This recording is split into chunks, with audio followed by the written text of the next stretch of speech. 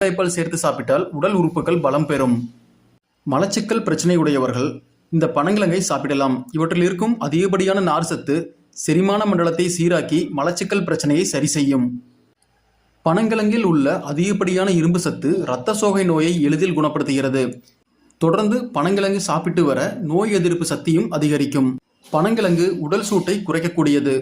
அதிக உடல் உஷ்ணத்தால் அவதிப்படுபவர்கள் இந்த பனங்கிழங்கை சாப்பிட்டு வர உடல் உஷ்ணம் குறையும். குழந்தைகளுக்கு பசும்பாலுடன் பனங்கிழங்கு மாவு சேர்த்து காய்ச்சி பிறகு அந்த பாலை குழந்தைகளுக்கு கொடுத்து வர குழந்தைகளின் உடல் வளர்ச்சி அதிகரிக்கும், உடல் வலிமை பெறும். இந்த தகவலை அனைவருக்கும் பகிருங்கள். நன்றி.